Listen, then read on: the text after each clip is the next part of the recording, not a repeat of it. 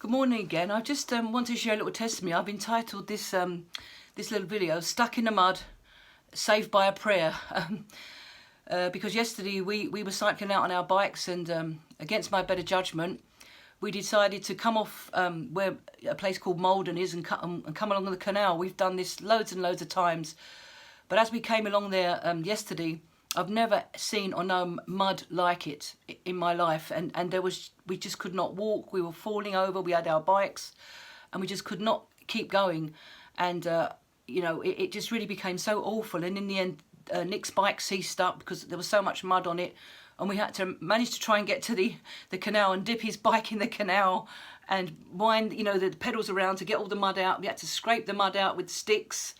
And we were really in a bit of a quandary. It was starting to get dark.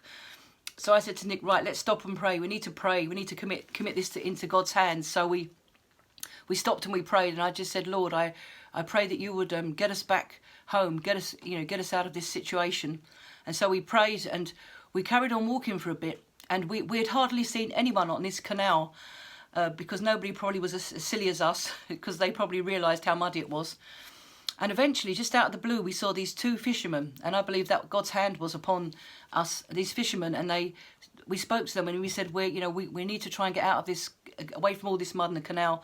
And they just said, if you just turn off to the right, there's a little skinny path. If you go up this little skinny path, you'll come out onto the road.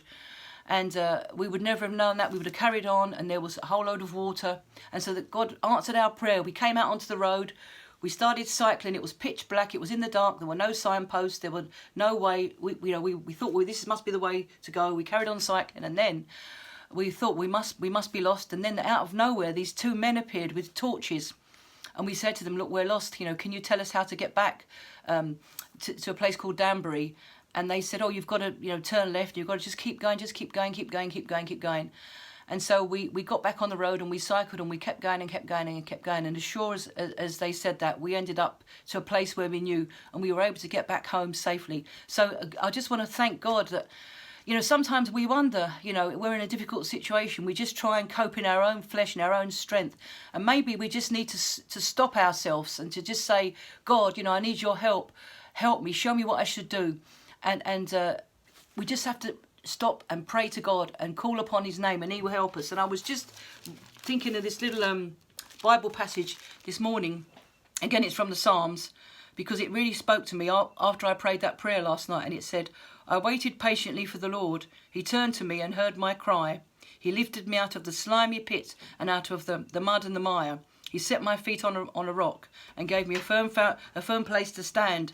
He put a new song in my mouth, a hymn of praise to our God. Many will see and fear and put their trust in the Lord. And it was just like, this sense that when I went with this psalm, that we waited for the Lord, and he heard us when we prayed. He heard our cry.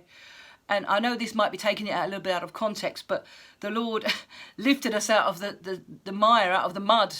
We were lifted, we were saved from there. And he put our feet on a rock. He put our security, our trust, everything in him. And he gave us that firm place to stand again. And he put a song of praise and thanksgiving in our hearts.